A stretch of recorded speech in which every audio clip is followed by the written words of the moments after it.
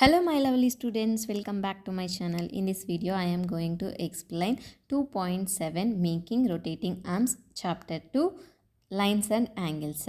Let's start. Let us make rotating arms using two paper straws and a paper clip by following these steps.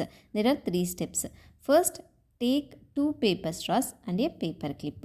Insert the straws into the arms of the paper clip. Next, your rotating arm is ready. This is the fun activity to learn about angles. So what they given here?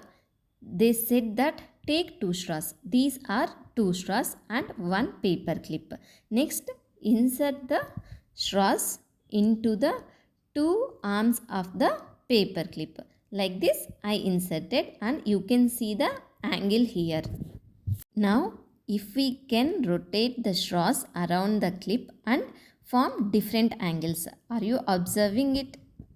By making several of these rotating arms with different openings, we get many different angles to compare. So this purpose is help us to see and compare different angles in a hands-on way. These two are the rotating arms with two different angles.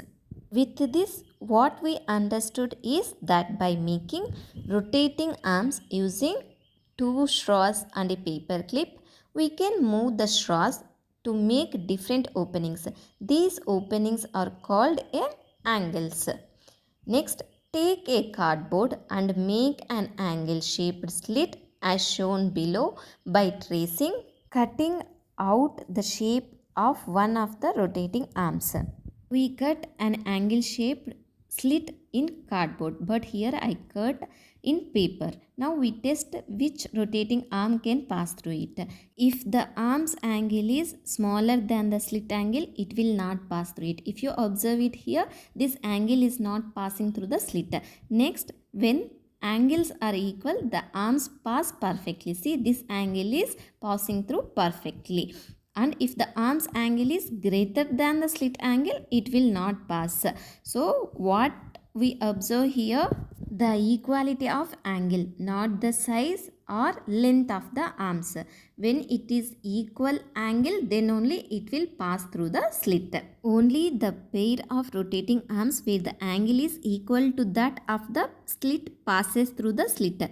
Note that the possibility of passing through the slit depends only on the angle between the rotating arms and do not on their lengths. Here the boy gives a challenge. Can you reduce this angle? The girl cuts the straws shorter and says angle reduced. But the boy explains even if you cut the arms shorter or longer, the angle remains the same. This shows an important idea. Angle depends only on the opening between the two arms, not on the length of the arms. So from this activity we learned 3 things, that is we can make angles with rotating arms and 2 angles are equal only when their openings match exactly, and the angle depends only on the opening, not the length of the arms. I hope you understand what I said in this video. Thank you for watching. If you like this video, please don't forget to like, share and subscribe for more videos. So see you in the next video.